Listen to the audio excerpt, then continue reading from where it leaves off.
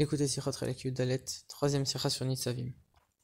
Donc dans la paracha, il y a un verset qui dit quand toutes ces choses t'arriveront, la bracha et la klala, c'est-à-dire la bénédiction et la malédiction, donc en d'autres mots, quand tu auras cette bénédiction et cette malédiction, à ce moment-là, tu vas prendre à cœur, parmi tous les peuples parmi lesquels tu te trouves, et tu vas revenir, tu vas faire tchouva, tu vas revenir vers l'Éternel ton Dieu, de tout cœur et de tout ton cœur et de toute ton âme.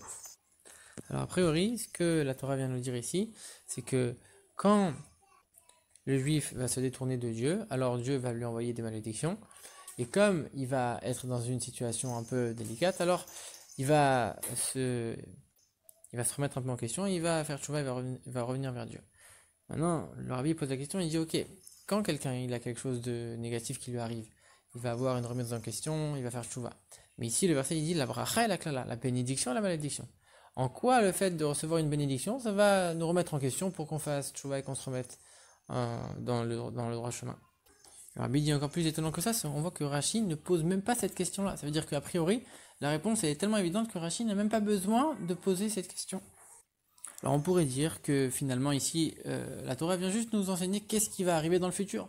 Comme pour nous dire, il y aura la bracha, Dieu il va donner la bénédiction, et ensuite, et après quand ils vont se détourner de Dieu, il y aura la malédiction, et à ce moment-là ils vont faire tchouva. On pourrait penser que c'est la Torah l'annonce ce qui va se passer dans le futur. Le rabbi dit on ne peut pas expliquer une chose pareille. Parce qu'en vérité, ce qui va se passer dans le futur, ça, la Torah, elle va le raconter juste après, dans la paracha de Vayeler. Et là-bas, dans la paracha de Vayeler, la Torah, elle parle pas du tout de ça. Donc ici, on n'est pas du tout en train de prévoir l'avenir. Et une deuxième raison pour laquelle on ne peut pas accepter cette réponse, c'est que finalement, ici, le fait que Dieu va envoyer la bénédiction ou la malédiction, ça dépend du choix de l'homme. Est-ce que le juif va faire le bien ou est-ce que le juif va faire le mal? Et en fonction de ça, Dieu va envoyer en conséquence soit la bénédiction, soit la malédiction. Mais à l'avance, on ne peut pas savoir qu'est-ce que l'homme va choisir. Nous, on ne peut pas le savoir. En vérité, ça dépend du choix de l'homme. L'homme, il a toujours le libre arbitre de choisir le bien ou le mal. Et comme il a ce libre arbitre, alors on ne peut pas dire à l'avance, il va choisir le bien ou il va choisir le mal. Donc en vérité, ici, on est juste en train de dire, regarde, si les juifs, ils vont faire le bien, ils auront la bénédiction. S'ils veulent faire le mal, ils auront la malédiction. Alors dans ce cas-là, et à ce moment-là, ils vont faire tchouva.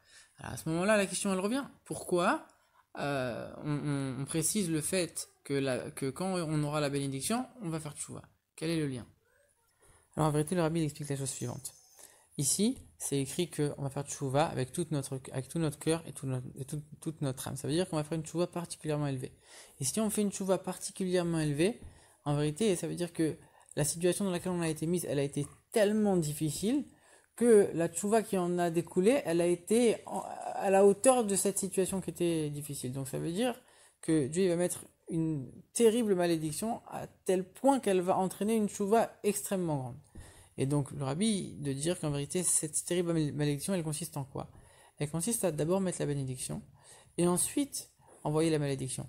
Et on sait très bien que quand quelqu'un il est habitué à quelque chose de bien, à quelque chose d'extraordinaire, alors quand on va le faire descendre à un niveau très très bas par la suite, il va ressentir encore plus le manque. Et donc la souffrance elle sera encore plus grave, encore plus grande. Et c'est l'exemple que le rabbi donne, il dit quelqu'un qui était très très riche et qui devient d'un seul coup très très pauvre, alors lui il aura une très très grande souffrance. Alors que quelqu'un qui n'était pas forcément riche et qui va devenir pauvre, alors il aura une souffrance, mais ce sera beaucoup moins fort que la souffrance du riche qui devient pauvre. Et c'est entre parenthèses, c'est pour ça que on dit que quand un riche devient pauvre, on doit l'aider à s'en sortir, mais on doit même l'aider à retourner à son niveau de richesse auquel il était auparavant. C'est-à-dire que la Torah elle dit même un cheval sur lequel il pourra chevaucher et un serviteur pour marcher devant lui. Donc même si a priori ça c'est des choses qui sont des choses de riches et on dit que quand on doit aider un pauvre, on n'a pas de mitzvah de le rendre riche, mais comme lui il était riche déjà auparavant, pour lui c'est pas considéré comme de la richesse, pour lui c'est considéré comme normal. Alors t'es pas considéré comme si tu l'avais rendu riche en lui rendant ça. En vérité pour lui c'est normal. C'est ça que la Torah dit, Nemar Soro Asher Sarlo, c'est son manque à lui. Lui t'es en train de lui remplir son manque, mais t'es pas en train de le rendre riche à ses yeux. Pour lui c'est normal d'être comme ça. Mais en vérité pour une telle personne, le fait de devenir pauvre, c'est une souffrance encore beaucoup plus grande que pour quelqu'un de normal. Et donc c'est ça que la Torah elle dit ici. par le fait qu'il y aura une très grande bénédiction au début, alors la malédiction, elle sera encore plus difficile. La souffrance, elle sera encore plus grande. Maintenant, ici, la Torah, elle a l'air de dire que finalement, chaque juif fera une chouva à ce niveau-là, une chouva extraordinaire. Donc ça voudrait dire que chaque juif aurait connu cette bénédiction, puis la malédiction. On aurait dit, mais quelqu'un qui n'aurait pas connu cette bénédiction, est-ce que ça voudrait dire que sa chouva, elle sera aussi puissante?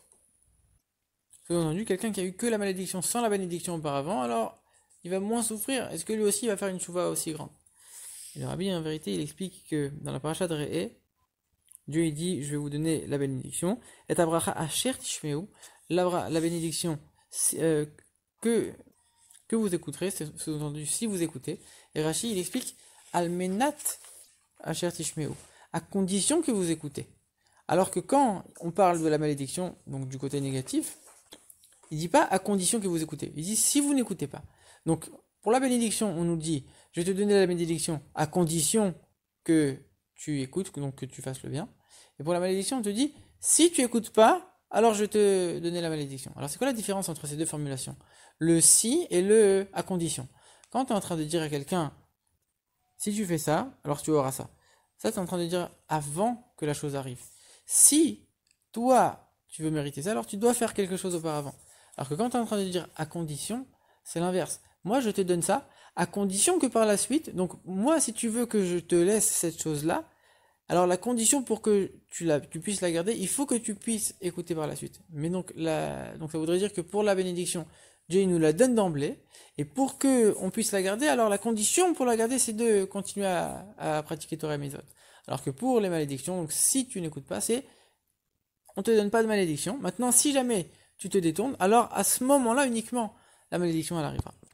Et donc selon ça, ça voudrait dire que chaque juif, il a eu cette première étape de bénédiction avant la malédiction, forcément. Le Rabbi dit ici, on voit quelque chose d'extraordinaire. Quand c'est pour le mal, on te dit, je te le donne pas, mais si tu fautes, alors tu auras le mal. Mais pour le bien, on te dit, je te donne d'avance. D'abord, je te le donne et après, je vais voir si tu mérites. Et si tu mérites, je vais te le maintenir. C'est extraordinaire. Rabbi dit, c'est normal, un juif, c'est un roi. C'est un fils de roi, le fils du roi des rois. Et on sait qu'un fils de roi, il est roi. Donc, chaque juif, c'est un roi.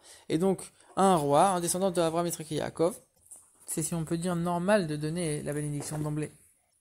Rabbi dit, et c'est certain que chaque juif se montrera digne de cette bénédiction et qu'il va écouter les mitzvot, les ordonnances de Dieu. La tchouva du jour de Rosh Hashanah, ce sera une tchouva élevée, c'est-à-dire qu'il ne va pas regretter les fautes, il va uniquement progresser pour faire encore mieux que ce qu'il faisait auparavant, et tout ça avec joie. Rabbi rajoute encore plus qu'on sait que cette année, Rosh Hashanah va tomber un Shabbat.